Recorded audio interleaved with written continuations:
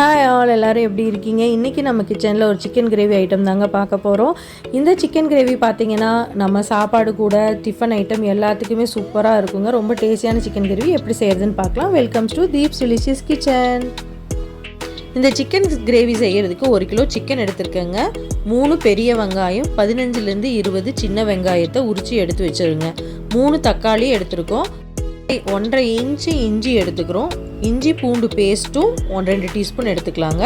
இது வறுத்து அரைக்கிறதுக்கு மிளகு, சீரகம், சோம்பு, கசகசா, வரமல்லி ஒரு டீஸ்பூன் எடுத்துக்கோங்க. பெரிய சைஸ் பட்டைனா 2 நம்பர் எடுத்துக்கோங்க. ஏலக்காய் ஒரு 2, கல்பாசி கொஞ்சம் ஒரு 1/4 டீஸ்பூன் வர அளவுக்கு சேர்த்திக்கலாம். கிராம்பு 4 நம்பர், வரமிளகா ஒரு 4லேருந்து 5 நம்ம காரத்துக்கு தகுந்த மாதிரி சேர்த்திக்கலாங்க. இதெல்லாம் வறுத்து நம்ம அரைச்சி எடுத்துக்க போகிறோம். இப்போ வாங்க எப்படி செய்கிறதுன்னு பார்க்கலாம். இந்த கிரேவி பார்த்திங்கன்னா சாப்பாட்டுக்கும் சூப்பராக இருக்கும். சப்பாத்தி, தோசை, இட்லி, நான் எல்லாத்துக்குமே சூப்பர் காம்பினேஷனுங்க. கண்டிப்பாக இந்த மாதிரி ஒரு டைம் ட்ரை பண்ணி பாருங்கள். வாங்க எப்படி செய்கிறதுன்னு பார்க்கலாம். இப்போ வெங்காயம், தக்காளி, பச்சை மிளகா, இஞ்சி எல்லாத்தையும் கட் பண்ணி எடுத்து வச்சுட்டோங்க. இப்போ ஒரு வானிலையை எடுத்து ஒரு பொடி செய்ய போகிறோங்க. இதுக்கு 2 பட்டை, 1 டீஸ்பூன் வரமல்லி, மிளகு, சீரகம், சோம்பு, கசகசா இது எல்லாமே 1 டீஸ்பூன் எடுத்துக்கோங்க. கசகசா 1/2 டீஸ்பூன் போட்டாலும் போதும். கல்பாசி ஒரு 1/4 டீஸ்பூன் அளவுக்கு போட்டுருங்க. கிராம்பு 4லேருந்து 5, வரமிளகா ஒரு 5லேருந்து 6 நம்பர் காரத்துக்கு தகுந்த மாதிரி போட்டுக்கலாம்.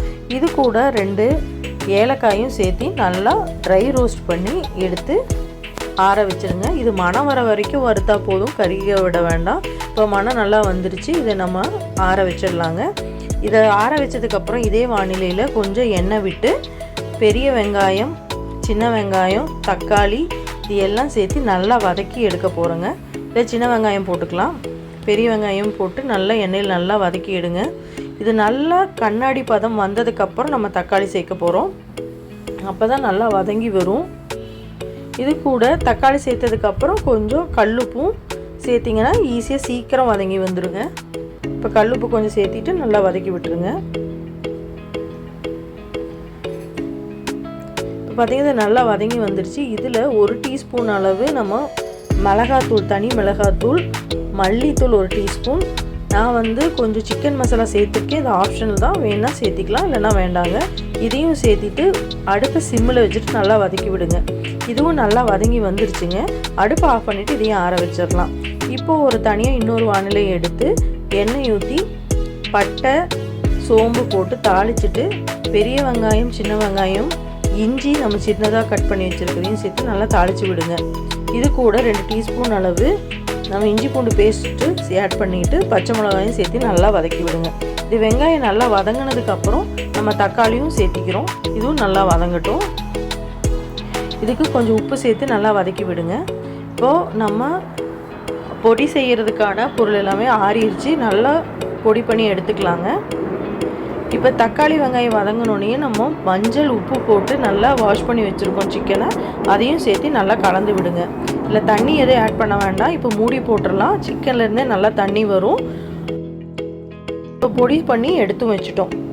இப்போ தக்காளி வெங்காயம் வதக்கினதும் ஆறிடுச்சு. அதையும் நம்ம அரைச்சி எடுத்துக்கலாங்க. சிக்கனை பார்த்திங்கன்னா நம்ம போடும்போது தண்ணியே இல்லை, பார்த்தா நல்லா தண்ணீர் விட்டுருக்கு. இப்படி செய்யும்போது நல்லா வதங்கி வரும். டேஸ்ட்டும் சூப்பராக இருக்கும். இப்போ நல்லா வதங்கட்டும். இப்போ நான் அரைச்சி வச்ச பொடியை 2 டீஸ்பூன் அளவு நம்ம சேர்த்திட்டு அதையும் நல்லா கலந்து விட்டுருங்க. இப்போ பேலன்ஸ் இருக்கிற பொடியும் நம்ம மறுபடியும் சேர்க்க போகிறோம். இப்போ 2 டீஸ்பூன் சேர்த்துனா போதும். இதையும் நல்லா கலந்து விட்டுட்டு கொஞ்சம் மஞ்சள்தூள் ஒரு 1/4 டீஸ்பூன் அளவு சேர்த்திட்டு அதையும் நல்லா வதக்கிட்டு நம்ம இப்போ மூடி போட்டு வேக வைக்க போகிறோங்க. இப்போது 2 நிமிஷம் இது அப்படியே பாயில் ஆகட்டும். 2 நிமிஷம் ஆகிடுச்சு. இப்போ பார்த்திங்கன்னா இன்னுமே நல்லா தண்ணி விட்டு நல்லா வதங்கி வந்திருக்கு. இப்போ நல்லா கலந்து விட்டுருங்க. நல்லா கலந்து விட்டுட்டு இப்போ நம்ம அரைச்சி வச்ச பேஸ்ட்டையும் சேர்த்திடலாம். சேர்த்து அது கூடயும் நல்லா கலந்து விட்டு 2 நிமிஷத்துக்கு மூடி போட்டு நல்லா வேகட்டும். இது எண்ணெய் பிரிஞ்சு வர வரைக்கும் விடுங்க. பார்த்திங்கன்னா ஒரு 2லேருந்து 3 நிமிஷத்துலேயே நல்லா எண்ணெய் பிரிஞ்சு வந்துருச்சு. இதுக்கப்புறம் நல்லா கலக்கி விட்டுட்டு இப்போ நமக்கு தேவையான அளவு தண்ணி ஊற்றிக்கலாம். நம்ம மிக்சியில் அரைச்சோம் இல்லைங்களா, அந்த ஜார்லேயே தண்ணி ஊற்றி கழுவி ஊற்றிடலாம். இப்போது சிக்கன் வேகிற அளவுக்கு இன்னும் கொஞ்சம் தண்ணி ஆட் பண்ணியிருக்கேன்.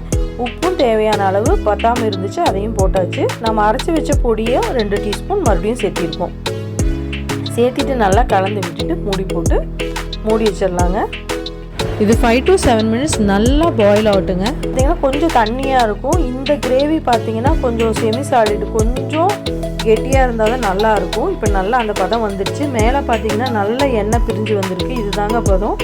டேஸ்ட்டு சூப்பராக இருக்குங்க. நீங்கள் எப்போவும் செய்கிற சிக்கன் கிரேவியை விட இந்த கிரேவியோட டேஸ்ட் சூப்பராக இருக்கும். ட்ரை பண்ணி பாருங்கள். இது கூட புதினா, கொத்தமல்லி, கருவேப்பிலை இந்த டைமில் சேர்த்திட்டு நல்லா கலந்து விட்டுறலாம்.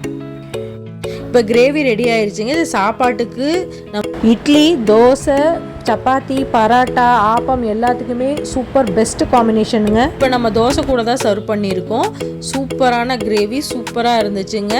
இந்த சிக்கன் பார்த்திங்களா எவ்வளோ பூ போல் நல்லா வெந்திருக்கு. கிரேவியும் சூப்பராக இருக்குது. கண்டிப்பாக ட்ரை பண்ணி பாருங்கள். பிடிச்சிருந்தா லைக் பண்ணுங்கள், ஷேர் பண்ணுங்கள், சப்ஸ்கிரைப் பண்ணுங்கள். தேங்க்ஸ் ஃபார் வாட்சிங்.